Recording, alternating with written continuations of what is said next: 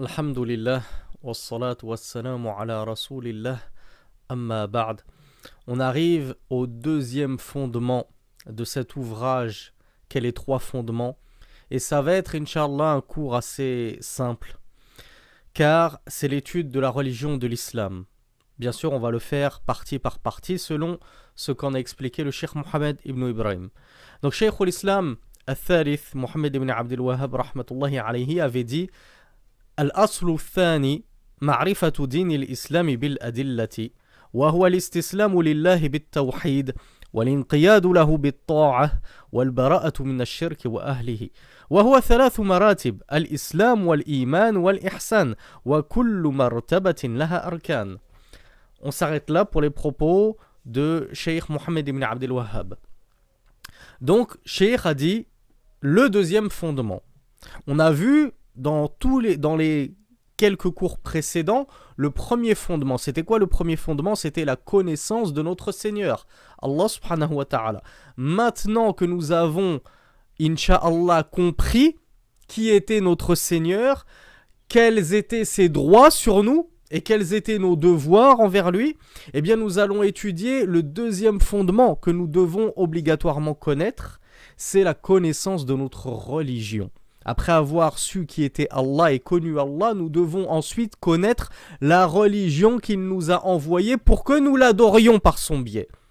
Donc voilà pourquoi Cheikh Mohammed ibn Abdul Wahhab nous dit Ma'rifatu din al-Islam bil adilla. Ce deuxième fondement à connaître, à assimiler, à étudier, c'est la connaissance de la religion de l'islam par ses preuves. Et on va voir pourquoi la petite précision par ses preuves a toute son importance dans les explications de Cheikh Mohammed ibn Ibrahim al-Sheikh rahmatullahi alayhi.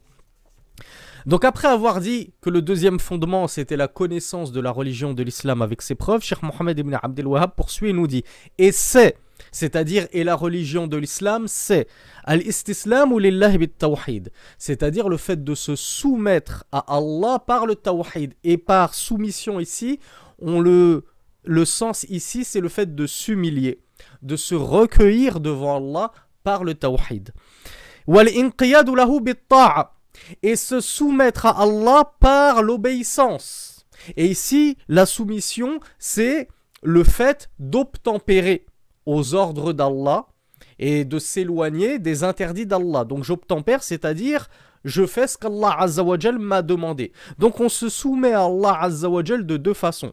La première façon, on se soumet à lui par le tawhid, en s'humiliant, en faisant preuve de recueillement devant Allah subhanahu wa ta'ala. Et ça concerne tout particulièrement la aqida, la croyance. Et deuxième façon de se soumettre à Allah, bit-ta'a, en obtempérant aux injonctions divines. Et là, ça concerne tout particulièrement les actes. Donc c'est une double soumission que nous devons à Allah subhanahu wa ta'ala. Et troisième caractéristique de la religion de l'islam, selon la définition qu'en a donnée Cheikh Mohammed ibn Abdul Wahhab, al-bara'atu min ash-shirk wa ahlihi. En fait, c'est une double composante, l'islam. L'islam, c'est le tawhid et le désaveu du shirk. Parce que si, soi-disant, tu es un adhérent et un adepte du tawhid, alors qu'en réalité, tu ne t'es pas désavoué du shirk, ou bien tu pèches dans le désaveu des mushrikines, des associateurs ou des kuffars, tu n'auras pas pleinement concrétisé ton tawhid. La religion de l'islam, c'est ces deux composantes sine qua non, et qui s'imbriquent l'une dans l'autre, qui sont en quelque sorte en symbiose pour ne faire qu'un tout.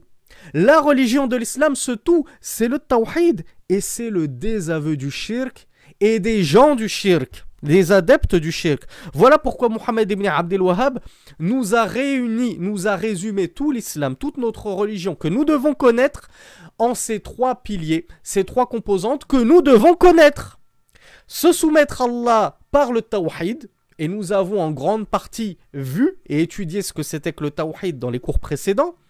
Deuxième partie, se soumettre à Allah par les actes d'adoration, et ça on l'étudie principalement dans les ouvrages de fiqh, et on va l'étudier un petit peu ici. Et enfin, troisième composante, c'est le fait d'apprendre et d'étudier le désaveu du shirk et des mushrikines et des adeptes du shirk. Et par shirk, c'est pas uniquement l'associationnisme, le polythéisme, c'est toutes mes créances, tout ce qui s'oppose au tawhid, tout ce qui s'oppose au monothéisme pur d'Allah, tout ce qui s'oppose à son unicité, c'est de la mécréance et du shirk, et on doit s'en désavouer, et on doit se désavouer de ces adeptes. Et on a justement trop de prétendants au tawhid qui pêchent crucialement dans ce troisième et dernier fondement, ou cette troisième et dernière composante de la religion de l'islam. Ensuite, Mohammed ibn Abdul Wahhab avait conclu en disant وهو ثلاث مراتب الإسلام والإيمان والإحسان وكل مرتبة لها أركان. Et la religion de l'islam, elle est de 3 niveaux. Il y a 3 niveaux dans la religion de l'islam. Il y a l'islam, la soumission à Allah, en apparence, comme on l'a étudié dans la playlist sur les 40 An-Nawawiyya, hadith numéro 2 en tout cas. Deuxième palier, deuxième niveau, encore plus au-dessus que le premier niveau, c'est Al-Iman, la foi. Et enfin, le troisième et dernier niveau et degré dans notre religion, qui est le summum et l'apogée de notre religion, c'est Al-Ihsan, l'excellence. Et Cheikh Mohammed ibn Abdul Wahhab nous dit, et chacun de ces 3 niveaux possède lui-même des composantes, des piliers. L'islam a ses piliers, l'iman a ses piliers, ses fondements, et al-ihsan a ses piliers et ses fondements. Donc ça, c'était pour la traduction des propos de Mohammed ibn Abdul Wahhab rahmatullahi alayhi. Donc on va maintenant détailler légèrement ceci par les explications de Mohammed ibn Ibrahim al-Sheikh. Et on rentre tout de suite dans le premier point que j'ai tenu à souligner, bil adillah. On doit connaître la religion de l'islam, nous a dit Cheikh Mohammed ibn Abdul Wahhab, mais de quelle manière? Aveuglément, bêtement, en répétant tout ce que nos ancêtres ont dit, comme le faisaient les idolâtres des temps les plus immémoriaux. Nous avons trouvé nos ancêtres adorant ces idoles, alors nous les adorons à notre tour. Est-ce que l'islam, c'est ceci? Est-ce que l'islam, c'est j'ai trouvé mon père en train de prier en direction de la Kaaba sur un tapis sur lequel se trouve la Kaaba, donc je fais comme mon père bêtement sans réfléchir? Non, l'islam, c'est pas cela. Cheikh Mohammed ibn Abdul Wahhab nous dit bil adillah, avec les preuves. C'est-à-dire que je dois connaître ma religion par le biais de preuves, d'arguments qui font que lorsqu'on me demande pourquoi tu es des musulmans, j'ai des preuves à avancer, j'ai des arguments à avancer. Et je ne vais pas avancer l'argument qu'ont avancé les associateurs. Nous avons trouvé ainsi nos aïeux, nos ancêtres, nos anciens. Nous les avons trouvés en train d'adorer des bouts de bois. Alors nous les adorons nous aussi, bêtement, sans réfléchir. Nous les imitons aveuglément. Eh bien nous, ce n'est pas ça. La religion, ce n'est pas le suivi aveugle. La religion, c'est j'adore Allah bi'ilmin wa ala basiratin. J'adore Allah en connaissance de cause. J'adore Allah Azza wa Jal avec clairvoyance, parce que je sais, parce que je détiens des preuves, parce que j'ai en ma possession des signes qui indiquent son unicité et son monothéisme. Et ces signes, on les a justement étudiés dans le premier fondement qui est notre Seigneur, et nous avons vu certains signes qui prouvaient l'unicité d'Allah subhanahu wa ta'ala, et notamment sa seigneurie. Donc bil adillah, par les preuves, Cheikh Mohammed ibn Ibrahim nous dit ya'ni bil min al-kitabi was sunnah تنبيها على أنه لا يسوغ التقليد في ذلك فيكون إماعة، بل لا بد أن يكون معه أدلة على ما خلق له من الكتاب والسنة حتى يكون على بصيرة ونور وبرهان من دينه. Donc Cheikh Mohammed ibn Ibrahim vous a résumé tout ce que je viens de vous dire. Il vous dit avec preuve, c'est-à-dire on doit connaître ce deuxième fondement qu'est la religion de l'islam avec ses preuves. Cheikh nous dit, c'est-à-dire des preuves tirées du kitab wa sunna, du livre d'Allah al-Qur'an, et la sunna, la voie et la guidée du messager d'Allah Muhammad sallallahu alayhi wa alihi wa sallam.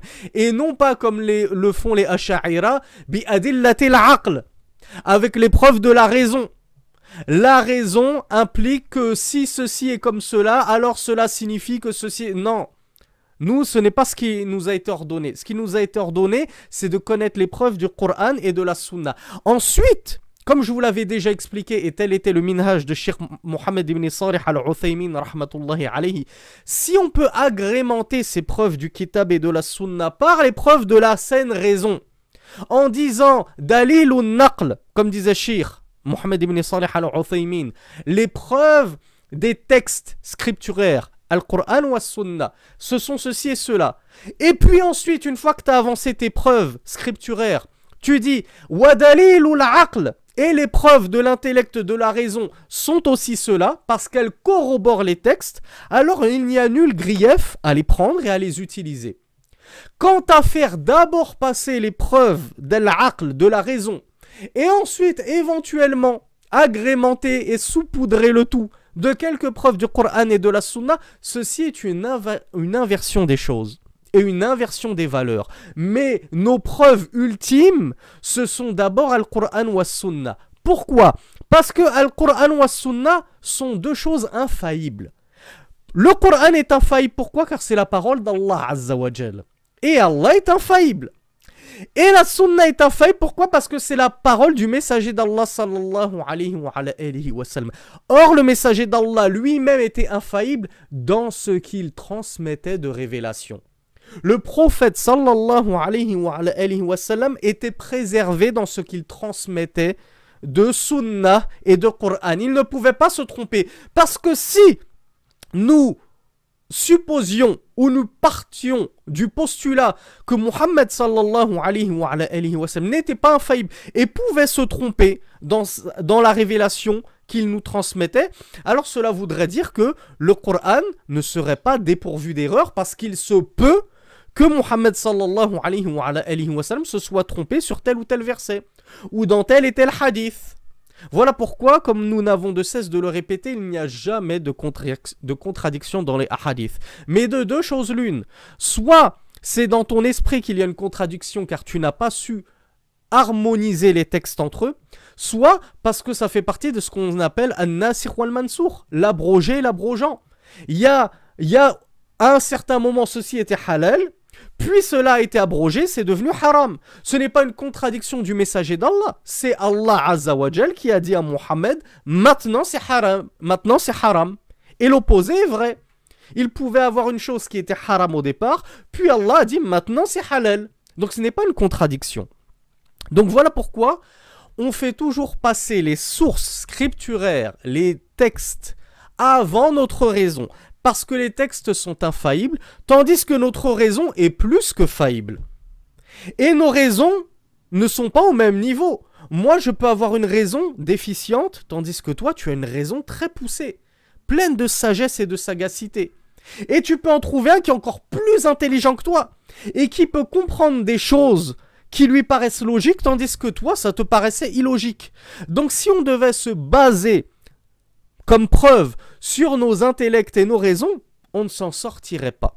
Voilà pourquoi on faillit ceux qui font d'abord, c'est-à-dire le madhab des Ash'arira, ceux qui font d'abord passer la raison sur les textes. Et tout texte qu'ils n'arrivent pas à assimiler selon leur raison, et les plus connus de ces textes-là, ce sont justement Sifatullah, les attributs d'Allah, puisqu'ils n'arrivent pas à les assimiler au sens propre du terme sans tomber dans l'anthropomorphisme, alors ils ont fui carrément cela en disant nous rejetons en bloc le sens premier de ces textes-là. Et ceci est une grosse erreur. Et plus grosse erreur encore que, ce sont les philosophes qui, eux, ne se basent que sur la raison et ne regardent même pas les textes. Pour essayer de prouver qu'il y a un créateur, ils ne font fonctionner que leur intellect et ils ne cherchent même pas à savoir ce qui est dans le Coran et dans la Sunna. Donc nous, Ahlus Sunna wal Jama'a, comment est-ce que nous avançons nos preuves qui sont nos armes et nos épées et nos lances? Nos épées et nos lances, c'est Qala Allah, Qala Rasulullah. Allah a dit, le messager d'Allah, sallallahu alayhi wa sallam, a dit. Donc, comment est-ce que je connais ma religion de l'islam? Est-ce que c'est par je pense que Mon esprit me dit que oui, mais c'est pas logique d'essuyer sur les chaussures. Oui, mais c'est pas logique de faire ceci. Oui, mais c'est logique de regrouper le Maghrib et l'Aïcha en été quand c'est trop tard, quand la prière du Aïcha est trop tard, etc., etc. C'est pas du tout comme ça qu'on avance, nous, Ahlus Sunnah wal Jama'a. On avance avec des preuves. Allah a dit, le messager d'Allah sallallahu alayhi wa sallam a dit. Donc, Cheikh Mohammed ibn Ibrahim nous dit Bil adilla yani min al-kitab wa sunna, par les preuves, c'est-à-dire tirées du livre et de la sunna, car il n'est pas permis d'imiter en cela. C'est-à-dire, il n'est pas permis d'imiter dans la religion. Je ne peux pas imiter mes ancêtres. Je ne peux pas imiter mon voisin. J'ai vu mon voisin adhérer à l'islam, je l'imite bêtement pour faire comme tout le monde. Je suis dans un quartier où il n'y a que des musulmans, bon ben moi aussi je vais devenir musulman par imitation. Je ne sais même pas pourquoi je suis musulman. Si on me demande pourquoi tu es musulman, je n'ai aucune preuve à avancer pour dire parce que Allah est le seul Seigneur, le seul Créateur, et que Muhammad sallallahu alayhi wa sallam est le sceau de la prophétie en toute vérité. Non, moi, la seule chose que je pourrais dire, c'est j'avais honte d'être le seul à ne pas être musulman au milieu de tous ces Arabes et ces Africains. Donc, je me suis converti pour faire comme tout le monde. Eh bien, Cheikh Mohammed ibn Ibrahim nous dit, dans cette affaire-ci qu'est la religion, le suivi, c'est-à-dire le suivi aveugle, n'est pas autorisé. Tu deviendrais alors ce qu'on appelle en arabe imma'atan. Fatakuna imma'atan, nous dit Cheikh. Imma'atan, c'est-à-dire ana ma'ak. Ana ma'ak wa ma'a wa ma'a wa ma'a. Et tu changes de chemise comme tu changes, et tu changes de religion et de madhab comme tu changes de chemise et de chaussettes. Un coup tu es avec tes voisins, ensuite tu vas déménager, quelques années plus tard tu vas être dans un village très reculé au fin fond de la France où il n'y a que des églises et des chrétiens, tu vas devenir chrétien.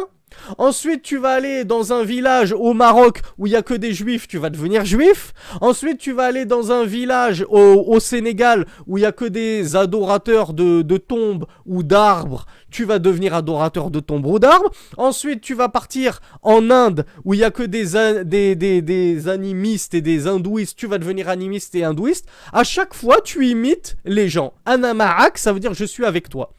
Un coup tu es avec lui, un coup tu es avec lui, un coup tu es avec lui. Voilà à quoi conduit le suivi aveugle, nous dit Cheikh Mohammed ibn Ibrahim. Le fait de suivre aveuglément les gens, ceci n'est pas de la résolution ferme.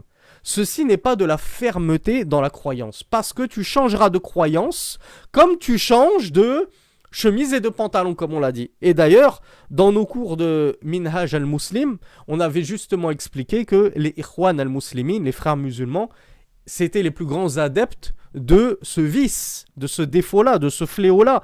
Un coup, ils sont khawarij, un coup, ils suivent les savants salafis, un coup, je partage du Ibn Uthaymin, un coup, je partage du Ibn Laden, un coup, je partage un Ash'ari soufi, un coup, je suis avec les soufis, un coup, je suis avec les chiites, un coup, je suis avec les laïcs, un coup, je suis avec les salafis, une grande bouillabaisse. Donc, Cheikh Mohammed Ibn Abdel Wahhab, Mohammed ibn Ibrahim nous dit, mais plutôt il est nécessaire et fondamental que tu sois, non pas avec un tel, mais que tu sois avec les preuves. Ne marche pas avec Fullan et Allan. Ne marche pas avec un tel et un tel. Marche avec les preuves. Marche derrière le Coran et la Sunna. Marche avec ces preuves pour lesquelles tu as été créé, nous dit Cheikh Mohammed ibn Ibrahim. Selon lesquels tu as été créé, c'est-à-dire selon les preuves du Coran et de la Sunna, jusqu'à ce que tu chemines, comme je l'ai dit tout à l'heure, à la basiratin, avec clairvoyance. Tu sais ce que tu fais, tu sais qui tu adores, tu sais pourquoi tu l'adores et tu sais comment tu l'adores.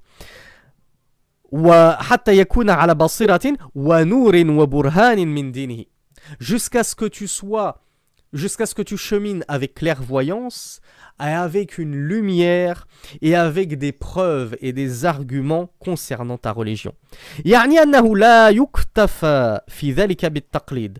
Tout ceci signifie, nous dit Cheikh Mohammed ibn Ibrahim, qu'on ne peut pas se suffire de l'imitation.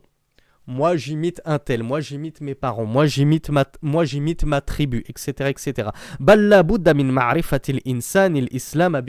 Il est indispensable que l'homme donc connaisse l'islam avec les preuves.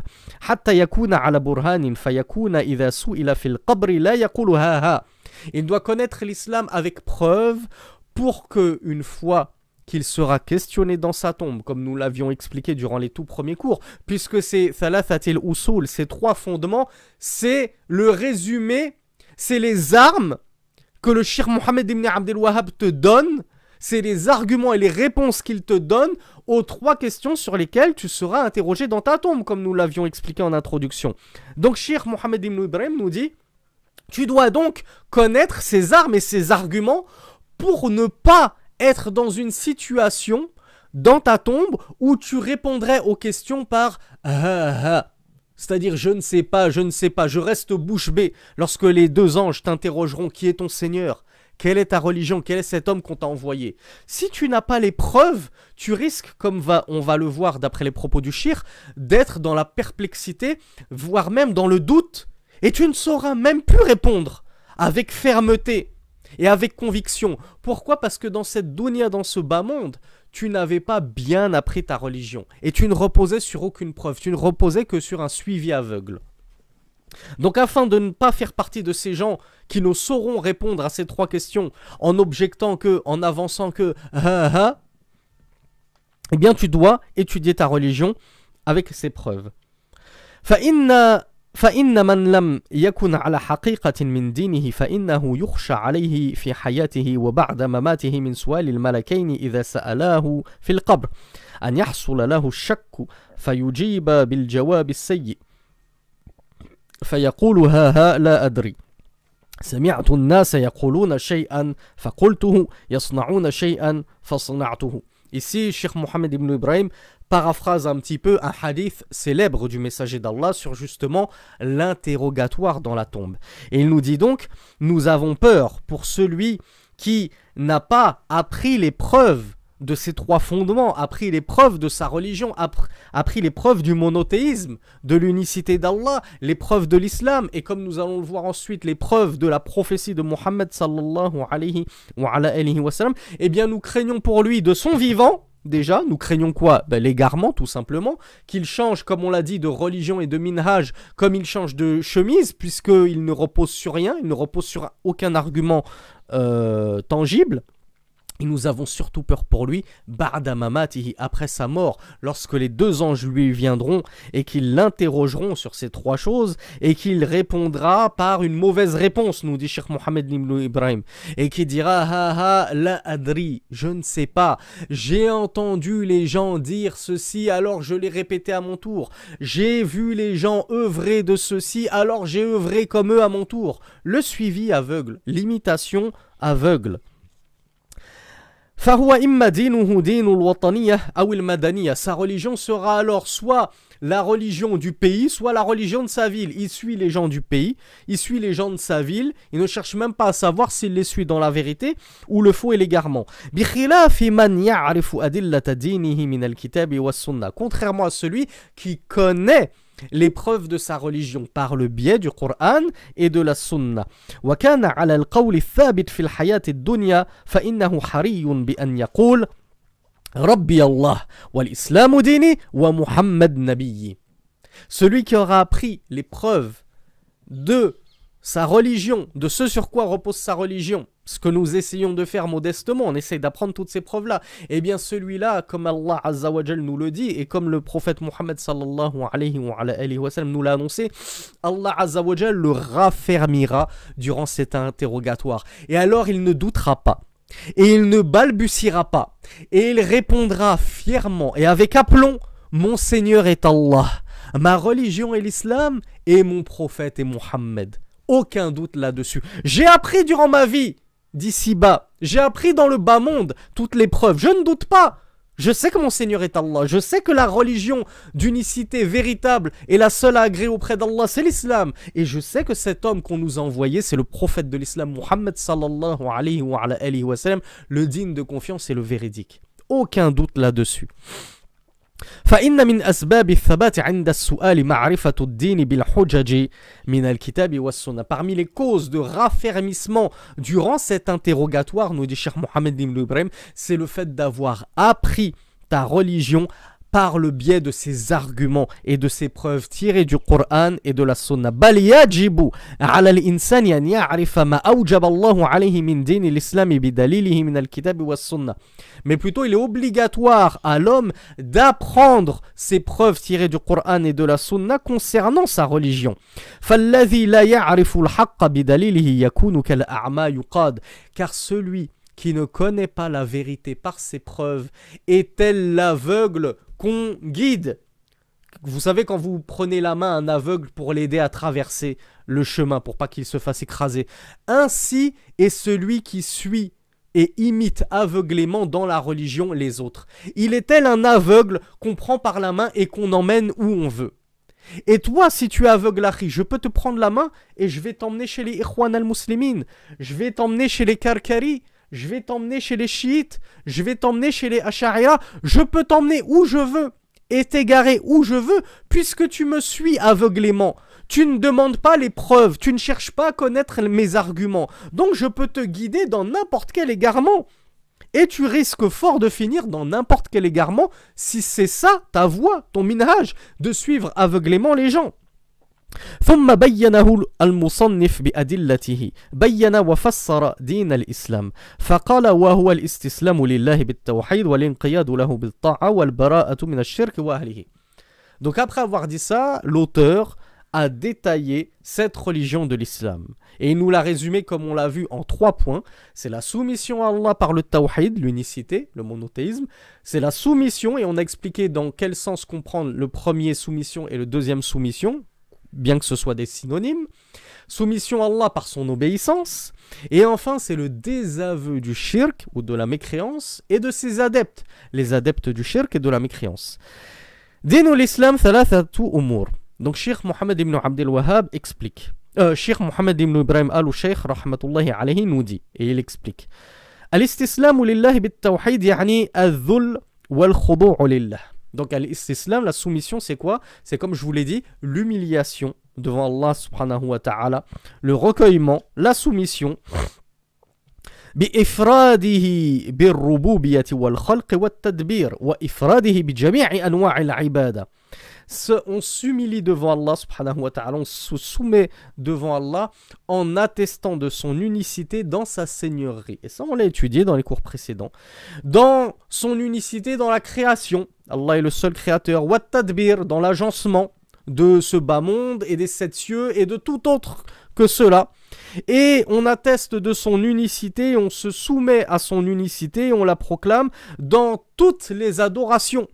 Toutes les adorations, nous attestons que seul Allah en est digne et nous les soumettons toutes à la volonté d'Allah subhanahu wa ta'ala. Donc toute notre ibada, notre adoration est vouée à Allah subhanahu wa ta'ala. Ça c'est al-istislamu lillah bit-tawhid. C'est ça, se soumettre à Allah par le tawhid. Wa illa fa'arkanuhu khamsa.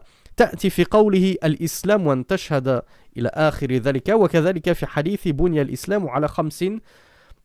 Et Cheikh Mohammed ibn Ibrahim nous dit, et sinon, l'islam a aussi une autre définition, ça c'est la définition dans les 3 fondements qu'a donné Mohammed ibn Abdel Wahhab. Ça ne veut pas dire qu'on ne peut pas expliquer l'islam autrement. Nous l'avons vu dans la playlist sur les Arba'in al-Nawawiyya, les 40 hadiths compilés par l'imam al-Nawawi, dont nous faisons la traduction de l'explication de Abdul Muhsin al-Abbad, hafizahullah, où le messager d'Allah, sallallahu alayhi wa sallam, tantôt avait expliqué l'islam comme étant an tashhada, que tu attestes, que tu témoignes qu'il n'y a d'autre Dieu qu'Allah et que Mohammed c'est son envoyé, et que tu fasses la prière et que tu t'acquittes de l'aumône, etc., comme on l'a étudié. Et comme on l'a étudié dans le 3e hadith des Arba'in Nawawiyya toujours, selon Ibn Umar qui nous avait rapporté, radiallahu anhuma, d'après le messager d'Allah sallallahu alayhi wa sallam, qu'il avait donné une autre définition encore de l'islam. Il avait dit l'islam, il est bâti sur 5 piliers. Sur l'attestation de l'unicité d'Allah et que Mohammed c'est l'envoyé d'Allah, sur la prière, sur la zakat, sur le jeûne, sur le pèlerinage. Donc il y a plein de façons d'expliquer l'islam. Ne vous offusquez pas si quelqu'un l'explique comme ceci, alors que toi tu as entendu dans les 3 fondements telle explication. Toutes les explications sont bonnes. Toutes les explications des savants de la sunna sont bonnes en tout cas. Voilà pourquoi Cheikh Mohammed ibn Ibrahim a tenu à rapporter d'autres explications, d'autres définitions de l'islam. Il a dit, et on sait aussi que l'islam, on peut le définir par ceci, par tel hadith, ou par tel hadith qui le définissent d'une autre manière. Quant à al-inqiyadu lahu bit-ta'at, yani fi'lan lil-awamir wa tarkan lin-nawahi. Quant au fait de se soumettre à Allah par l'obéissance, eh bien, Cheikh Mohammed ibn Ibrahim nous explique et il nous dit, c'est le fait de s'acquitter tout simplement des ordonnances d'Allah, c'est-à-dire on remplit, on obtempère aux ordres d'Allah Azza wa Jal. Allah nous a ordonné la prière, je m'acquitte de la prière. Allah m'a ordonné la zakat, l'aumône, je m'acquitte de ma zakat, etc., etc. Et le fait de délaisser les interdits. Allah m'a interdit la fornication, je délaisse la fornication. Allah m'a interdit la consommation de boissons enivrantes, je délaisse la consommation de boissons enivrantes. En pratiquant, en obtempérant aux ordres d'Allah et en m'éloignant et en délaissant les interdits d'Allah, je suis en train de me soumettre à Allah subhanahu wa ta'ala. Donc là, c'est une forme d'islam. Je vous rappelle, on l'a déjà expliqué que l'islam, il y en a plein qui disent l'islam c'est la paix, parce que salam ça veut dire paix. Certes, mais l'islam en tout premier lieu, ça veut dire la soumission. Uslimu wajhi lillahi subhanahu wa ta'ala. Je soumets ma face et tout mon être à Allah subhanahu wa ta'ala. C'est-à-dire, je me soumets à Allah. Aslim taslam. Rasulullah sallallahu alayhi wa sallam disait aux gens, Aslim, soumets-toi, c'est-à-dire soumets-toi au Seigneur des mondes, taslam, tu seras préservé en sécurité. Nous ne te chercherons pas de noise, tu n'auras rien à craindre de nous. Nous ne serons pas injustes envers toi, nous ne te combattrons pas. Donc c'est ça, l'islam, c'est d'abord la soumission. Donc on se soumet, comme on l'a vu en premier lieu, par le tawhid, en proclamant et en œuvrant selon le monothéisme d'Allah, dans sa seigneurie, dans son adoration. On l'unifie aussi, ou on le monothéise aussi dans ses noms et attributs. On ne lui donne aucun associé dans ses noms et attributs. Et deuxième façon de se soumettre à Allah subhanahu wa ta'ala, c'est bit-ta'a, par les adorations, par les œuvres qu'il nous a imposées et en délaissant ses interdits. أن يفعلوا المأمورات من الطاعات وفعل الخيرات وترك المنهيات والمنكرات طاعة لله سبحانه وتعالى والبراءة من الشرك وأهله. Là on arrive à peut-être la partie la plus importante du cours. Non pas parce que c'est la plus importante en elle-même, mais c'est la plus importante à notre époque, dans notre contexte francophone, parce que trop de frères et de sœurs ont délaissé cette troisième partie. Ils n'étudient que le tawhid et ils n'étudient pas al-wala ou al-bara. Pourtant on l'a étudié, je crois que c'était le cours numéro 5 ou le cours numéro 7 ou le cours numéro 9, l'alliance et le désaveu. On a fait un cours de quasiment 2 heures dessus. Et comme je l'ai dit, il y a encore tant à dire dessus. C'est un morceau de notre religion fondamental, conséquent, crucial. Mais les frères et les sœurs, soit en délaissent l'étude, soit dans le meilleur des cas, ils l'étudient ce fondement, mais ensuite ils ne le mettent pas en pratique. Oui, tu les entends, oui, il faut se désavouer des kuffars, l'islam c'est le monothéisme, as-salafiyya, tawhid, tawhid, tawhid. Puis tu les retrouves fêter Noël avec leurs camarades de classe. Il est où ton désaveu du shirk et des mouchriquines? Et tu retrouves une sœur qui va épouser salafia et qui va tomber amoureuse d'un kafir et qui va demander une fatwa, est-ce que c'est possible de me marier avec cet homme alors qu'il est kafir? Il est où ton désaveu du shirk et des mouchriquines? C'est que si tu n'as pas concrétisé ce désaveu du shirk et des mouchriquines, de l'associationnisme et des associateurs, c'est que tu n'as pas concrétisé pleinement le tawhid. On l'a dit, c'est un tout en réalité, c'est une symbiose, c'est une osmose. Les deux s'imbriquent l'un dans l'autre, les deux ne font qu'un. Adhérer au tawhid, c'est se désavouer du shirk. Tu ne peux pas prétendre avoir pleinement adhéré au tawhid si tu ne t'es toujours pas désavoué, ne serait-ce que dans quelques branches du shirk. Tu t'es désavoué à 90% du shirk ou ahlihi, mais il y a certaines choses dans la vie de tous les jours dont tu as du mal à te désavouer alors qu'elles touchent pleinement au shirk et aux mouchriquines. Tu as des croyances païennes comme la main de Fatma, comme le trèfle à 4 feuilles. Dans combien de familles musulmanes on ne rencontre pas sur la façade de leur maison un fer à cheval? Qu'est-ce que ce vestige du polythéisme fait dans une maison musulmane? Une maison de famille musulmane? Donc vous voyez, on prétend avoir compris le tawhid, at-tawhid fahimnah, comme nous le disait justement Mohammed ibn Abdel Wahhab, et comme l'expliquait si brillamment son arrière petit-fils Cheikh Salih al-Sheikh. On a compris le tawhid, arrêtez de nous bassiner avec vos cours de aqidah, c'est bon. On n'est plus à l'époque de la jahiliya, on n'adore plus des idoles. On est tous monothéistes. Non, tu prétends être monothéiste. Tu crois avoir compris ce que c'est que le monothéisme. Mais tu as des vestiges de la jahiliya, de l'idolâtrie et de l'associationnisme. Et le pire, c'est que tu ne t'en rends même pas compte.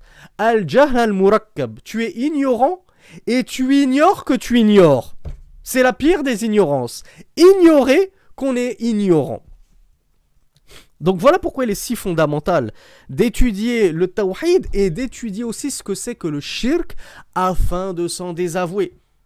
Comme le disait le noble compagnon Ibn al-Yaman, Hudhayfa ibn al-Yaman, radiyallahu anhu, il disait, les gens interrogeaient le messager d'Allah sallallahu alayhi wa sallam sur le bien, et moi je l'interrogeais sur le mal afin de m'en prémunir. C'est pareil dans le tawhid.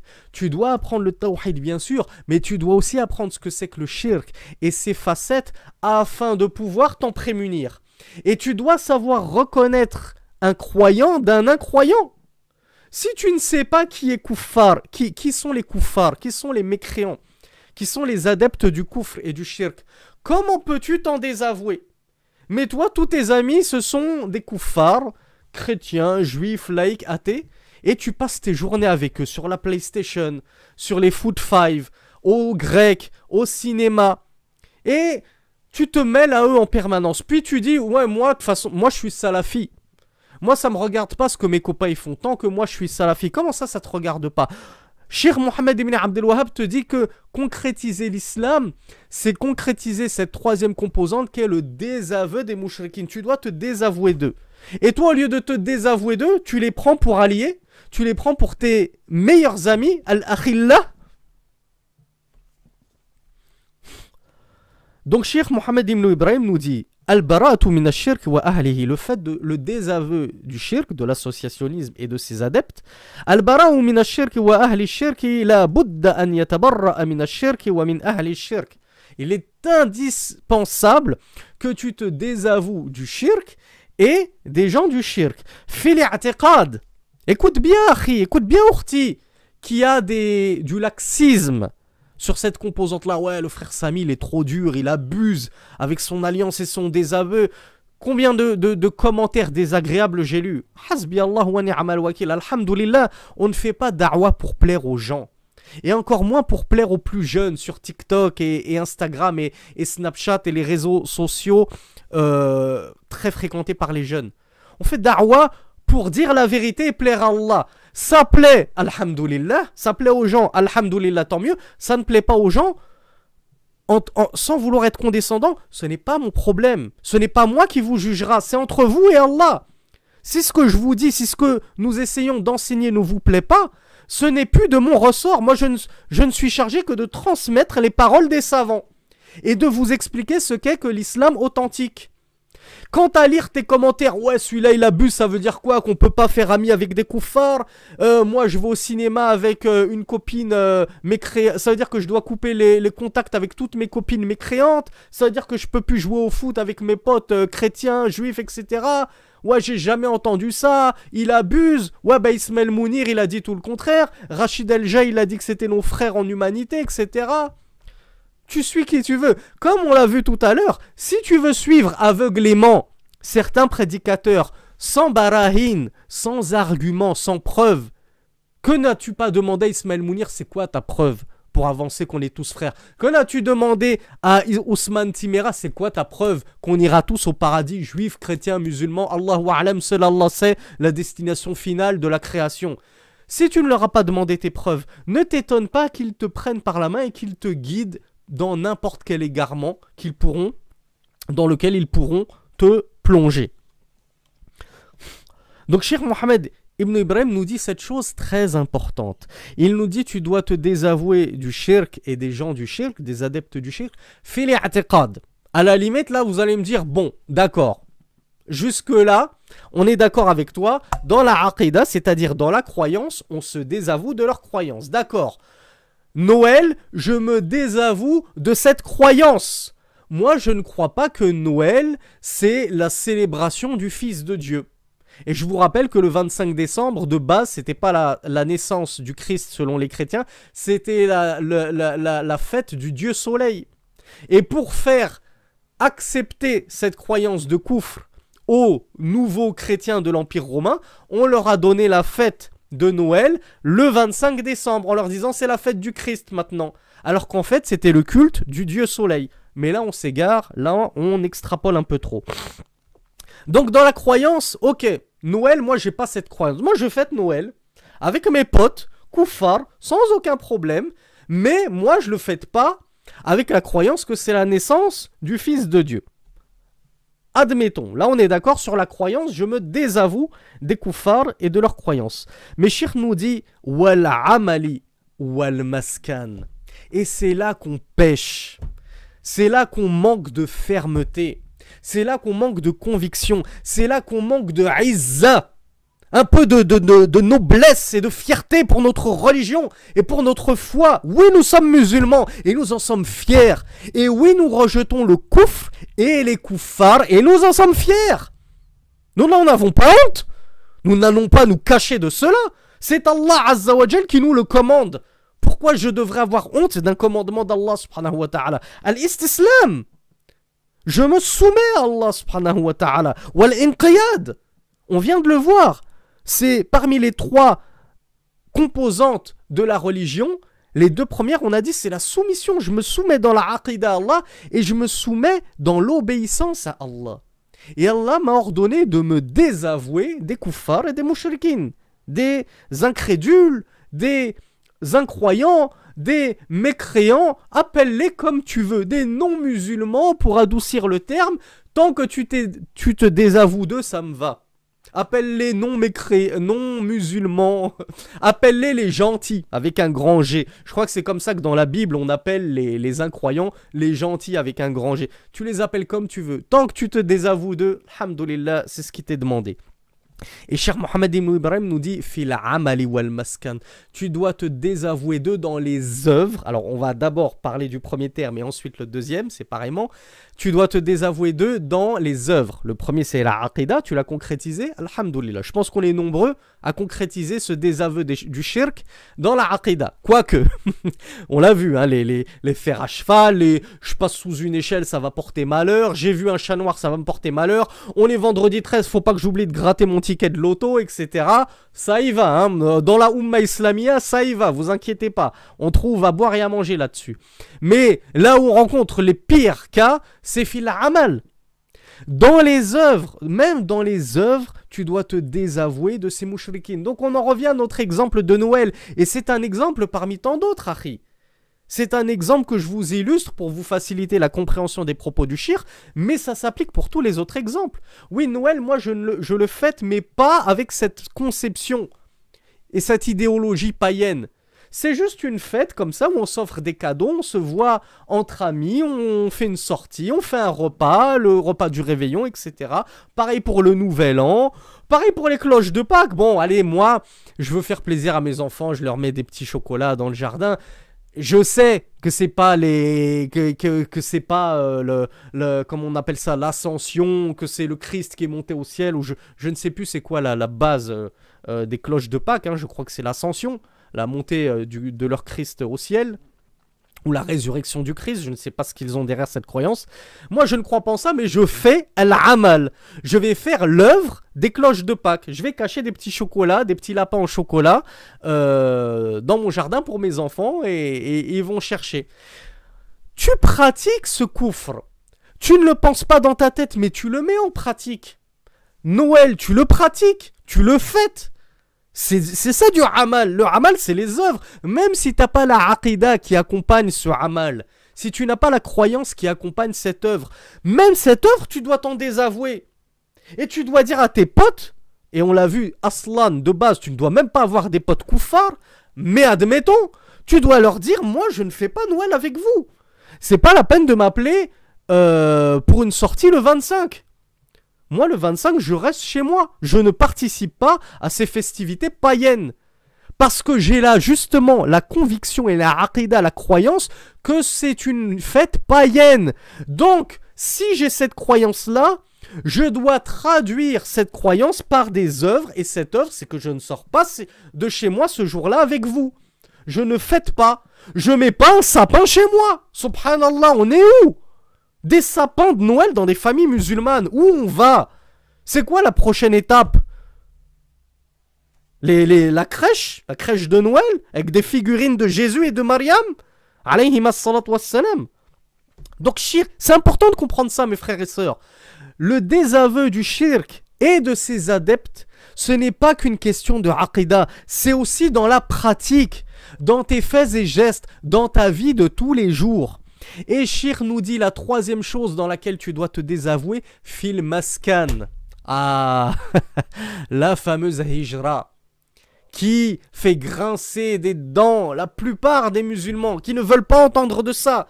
Et pire encore, les prédicateurs ikhwani, les prédicateurs parmi les frères musulmans, Nader Abou Anas, Rachid Al-Jay, Mohamed Nazir, tous ces gens-là, Vincent Souleyman, qui vous appesantissent. Tu leur poses la question, la hijra, elle est obligatoire, ils bégayent, ils tournent en rond pendant une demi-heure. Dis oui, tout simplement.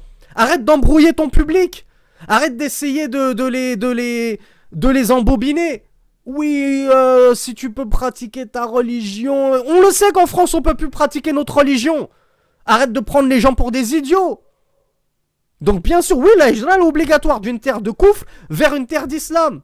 Arrête de leur dire, oui, mais la hijra, après tout, c'est... On peut quitter une ville en France tout en allant se réfugier dans une autre ville en France.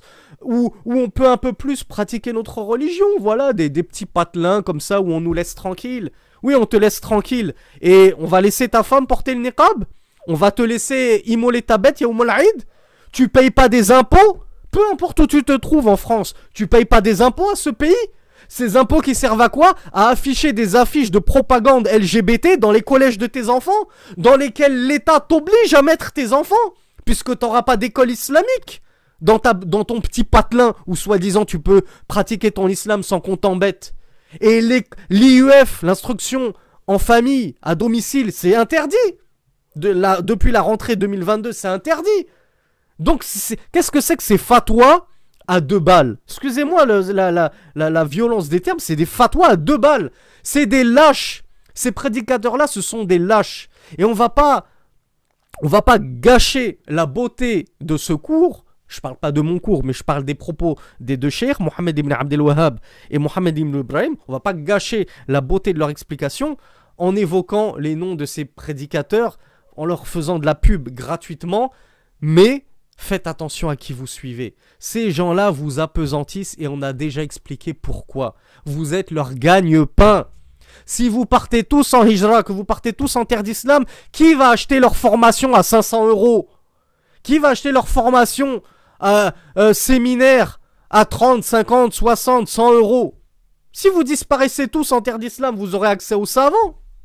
Ou au moins vous aurez la langue arabe et vous pourrez avoir accès aux livres et aux cassettes et aux audios des savants. Donc vous n'aurez plus besoin d'eux, vous allez les jeter. Comment ils vont vivre ces gens-là? Ces gens qui vivent sur votre dos. Posez-vous les bonnes questions. Donc, troisième chose dans laquelle tu dois te désavouer de l'associationnisme, du coufre, de la mécréance et de ces gens, c'est fil maskan. Tu ne dois pas résider parmi eux.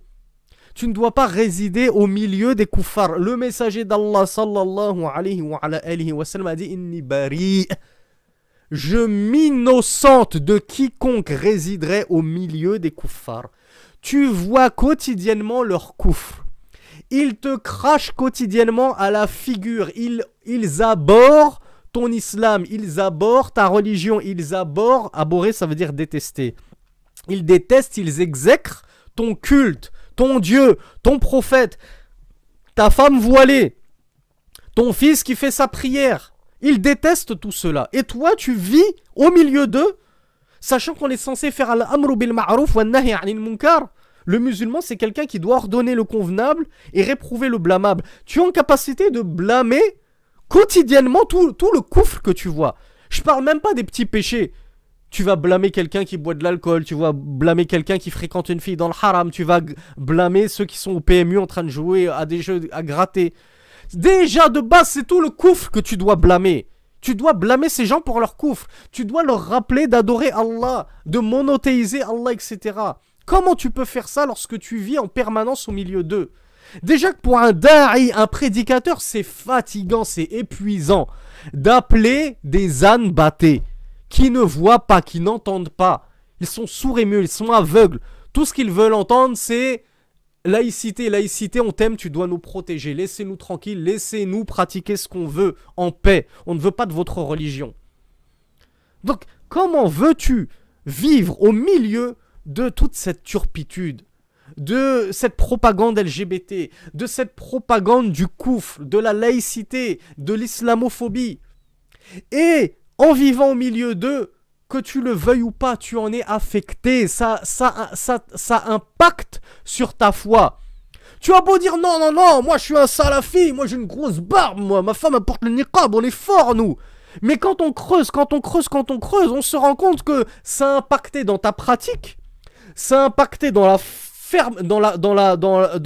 l'intensité de ta foi, et parfois même ça impacte dans ta aqidah et tu ne t'en rends même pas compte. Justement, je vous ai regardé ces milliers, bon on va dire cette centaine, ou voire dizaines, allez on va dire dizaines pour être sûr de ne pas mentir, cette dizaine de personnes qui scandaient dans les manifestations, laïcité, on t'aime, tu dois nous protéger. Shirkun akbar, du grand polythéisme. C'est une parole de grand polythéisme qui fait sortir son auteur de l'islam.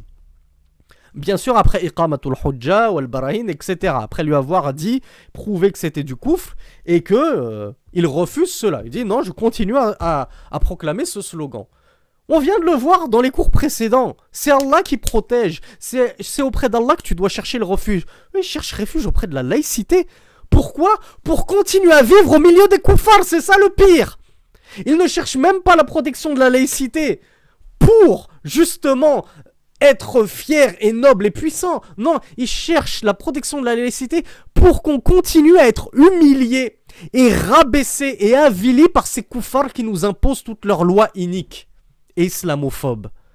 Regardez, vivre parmi eux, ça déteint sur toi, que tu le veuilles ou non, et que tu t'en rendes compte ou non. Donc tu dois te séparer de ces koufars, tu dois te séparer de ces pays dans lesquels tu vas faire grandir tes enfants, c'est là-dedans que tu veux faire grandir. Regardez dans quel état nous sommes, nous, les quarantenaires, la génération 80. On a des frères, c'est une catastrophe. On a des sœurs, c'est une catastrophe. Dans la aqidah, dans la pratique, je vous ai dit, voilà, on fête Noël, on fête les cloches de Pâques, laïcité, on t'aime, tu dois nous protéger. Combien de sœurs ne se voilent pas? Combien de sœurs ratent le Jumu'ah à cause du travail? Tous ces péchés, c'est dû à quoi? C'est parce que qui se ressemble, comment dire, à force de fréquenter les gens, tu finis par leur ressembler. À force de fréquenter les koufars, tu finis par leur ressembler et tu ne pratiques plus grand-chose de ta religion. Tu ne sais même plus ce que c'est que la religion. Tu leur ressembles à force de fréquenter. Leur non-croyance t'impacte, comme je l'ai dit. Donc si tel est déjà notre cas à nous, des adultes, qu'est-ce que tu vas penser de tes enfants, la prunelle de tes yeux? C'est dans ce bain ambiant que tu comptes réellement les élever dans la foi? C'est en France que tu comptes en faire des bons musulmans. Depuis la primaire déjà, on les embrigade et on les endoctrine pour croire que les lois de la laïcité, c'est-à-dire les lois de l'homme, de la République, sont supérieures aux lois de Dieu. Et qu'il faut les faire passer avant tout. Et que Dieu, après tout, n'est qu'un concept, c'est qu'une théorie. Et le concept et la théorie ne passent pas avant la loi.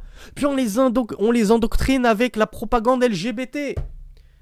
Puis on les endoctrine avec la pédophilie, tout ça, toutes ces tares, toutes ces horreurs.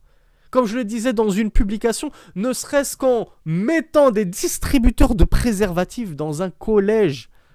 Où est-ce que vous allez voir ça dans un pays musulman? Qu'est-ce que ça veut dire?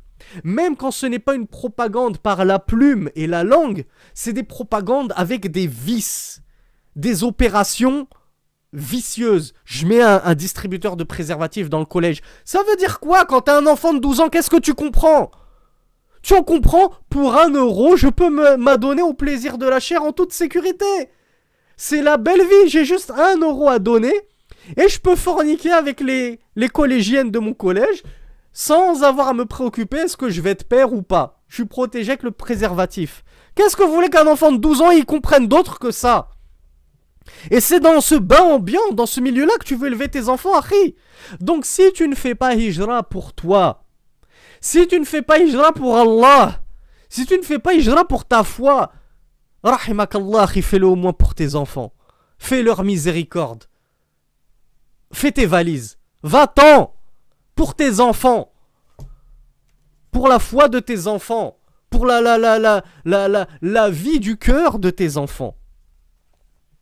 Donc Cheikh Mohammed ibn Abdel Wahhab, Cheikh Mohammed ibn Ibrahim nous avait donc expliqué qu'on doit se désavouer du shirk, de l'associationnisme, de la mécréance et de ses adeptes dans la aqidah, dans la croyance, dans al-amal, dans les œuvres, wafil maskan et dans l'habitat, dans le territoire, dans le pays. On doit, comme je l'avais dit dans al-wala wal-bara, ça doit être une séparation dans la croyance et physique. C'est une séparation spirituelle et physique. Physiquement, on s'extirpe de ce peuple injuste. Bari'an min kulli khaslatin min khisalihim. Tu dois t'innocenter et te séparer de chaque facette et de chaque caractéristique de leurs caractéristiques à eux. On ne doit t'associer aux kuffars en rien. Tu ne dois pas avoir la moindre ressemblance avec les kuffars. Au point que le messager d'Allah sallallahu alayhi wa sallam ne nous a pas permis de ressembler aux kuffars fi dhahir, en apparence. Si tu sais que telle tenue est spécifique aux kuffars, ne porte pas cette tenue. On ne doit pas t'assimiler à eux. Mais nous en France, le nouveau slogan des musulmans 2022, c'est assimilation. Nous vivons ici, nous devons nous assimiler, nous devons nous faire accepter. Nous devons tout faire pour nous faire accepter par les kuffars pour pouvoir vivre au milieu d'eux. Parce que la kaf, qu'est-ce que c'est bon. Qu'est-ce que la kaf, c'est bon avec un petit peu de beurre et de sauce tomate. Ça achète tous nos principes. Ça achète toute notre foi. La kaf, ils l'ont placé au-dessus de tout. Le confort de vie, ils l'ont placé au-dessus de tout. Wasaya'alamoun. Et ils sauront un jour, amèrement, et ils goûteront un jour amèrement, aux conséquences de leurs actes. وَمِنْ كُلِّ نِسْبَةٍ مِنَ النِّسَبِ. Tu dois te désavouer de ces kuffars et de toute relation avec ces kuffars, comme on l'a vu justement dans l'alliance et le désaveu. Et il termine en disant mu'adiyan lahum ashad al-mu'ada. Comme on l'a vu dans le cours sur l'alliance et le désaveu, tu dois les prendre pour ennemis. C'est-à-dire, tu ne peux pas les prendre pour alliés et pour amis. Tu dois les prendre pour ennemis de la plus grande des animosités. Et j'en avais fait un tweet. Non, c'était justement un frère avait pris un extrait, je crois, de cette vidéo sur l'alliance et le désaveu. Non, c'était justement un tweet, oui, où j'avais tweeté que on doit avouer de l'animosité aux kuffars mêlée de bienséance et de bienfaisance. C'est-à-dire que on l'a expliqué, justement dans l'alliance et le désaveu, tu ne peux pas aimer un mécréant. Mais ne pas aimer un mécréant, ne pas le prendre pour allié, ne veut pas dire être injuste envers lui. Lui nuire, lui causer du tort, lui causer du mal, pas du tout. Nous sommes bons envers eux. S'ils sont bons envers nous, nous sommes bons envers eux. S'ils nous respectent, nous les respectons. S'ils sont bienfaisants envers nous, nous sommes bienfaisants envers eux. Il n'y a pas de souci là-dessus. Mais être bienfaisant envers les kuffars, les mécréants, ne pas leur nuire, ne pas leur causer du tort, ne pas être injuste envers eux, ne pas les égorger à la sortie des synagogues et des églises comme le font les khawarij, ces extrémistes qui n'ont rien compris justement à la religion de l'islam. Cela n'implique pas pour autant de les prendre pour amis intimes, et comme je l'ai dit, de faire des foot five, des restos, des ciné avec eux, de fêter Noël avec eux. Les deux ne sont pas incompatibles. Je peux les détester en Allah et les prendre pour amis tout en étant bon, cordial avec lui. Ma voisine, c'est une athée, c'est une bouddhiste, c'est une hindouiste. Elle est vieille, elle a du mal à monter ses courses au 6e étage sans ascenseur. Il n'y a pas de problème à ce que je prenne ses courses et que je l'aide à monter ses courses. Et pourtant, je la déteste. Je déteste cette voisine en Allah parce que c'est une ennemie d'Allah. Parce qu'elle refuse d'embrasser l'islam et de proclamer l'unicité d'Allah subhanahu wa ta'ala. Donc Cheikh Mohammed ibn Ibrahim nous dit, tu dois leur vouer une animosité, tu dois les prendre pour ennemis de la plus grande des animosités. Ça doit être tes plus grands ennemis. Ce sont les suppôts de Satan. Faut jamais oublier, il n'y a que deux clans en islam. Il y a le clan d'Allah, Hizbullah, et il y a le clan de Satan. Soit tu es dans le clan d'Allah Azza wa Jal et tu es avec les musulmans, soit tu n'es pas dans le clan d'Allah et tu n'es pas dans le clan des musulmans. Et toutes les sectes, toutes les idéologies, toutes les religions, autres que l'islam, le christianisme actuel, le judaïsme actuel, l'hindouisme, l'animisme, le shintoïsme, le bouddhisme, ce que tu veux, le chiisme, tout ce que tu veux, tout ça, ce sont des suppôts de Satan. Parce qu'ils ont suivi Satan dans les égarements qu'il leur a inspirés. Donc tu ne peux pas les aimer, tu ne peux pas les prendre pour alliés et amis. Ensuite, Cheikh Mohammed ibn Abdel Wahhab nous avait dit que l'islam, cette religion qu'on se doit d'étudier avec des preuves, elle a trois paliers, elle a trois niveaux, elle a trois stades. L'islam, al-iman, la foi, et al-ihsan, l'excellence. Donc le cheikh Mohammed ibn Ibrahim commande ceci en disant يعني الدين الذي افترض علينا وخلقنا لندين به مكون من مراتب الإسلام والإيمان والإحسان. الإسلام مرتبة والإيمان مرتبة والإحسان مرتبة. هذه مراتب الدين التي بعث بها النبي صلى الله عليه وعلى آله وسلم والمصنف ذكرهن هنا مجملة ثم فصلهن وبين أدلتهن. Donc l'auteur ici nous a rapporté les trois stades, les trois niveaux de notre religion. L'islam, soumission apparente, iman, la foi, et ihsan, l'excellence. Ici, il les a apportés de manière concise, synthétique. Puis l'auteur va, inch'Allah, revenir dessus de manière plus précise, comme il nous a habitués à le faire justement dans ces trois fondements. Kull martabatin laha arkan. Et Cheikh Mohammed ibn Abdel Wahhab nous disait que chacun de ces stades et de ces niveaux, il a lui-même des fondements, des piliers. Fa arkanul islam khamsa. Et inch'Allah, on va étudier les piliers de l'islam au cours précédent pour ne pas alourdir ce cours. Hadha wallahu a'lam. وصل اللهم على نبينا محمد سبحانك اللهم وبحمدك أشهد أن لا إله إلا أنت أستغفرك وأتوب إليك والحمد لله رب العالمين والسلام عليكم ورحمة الله وبركاته.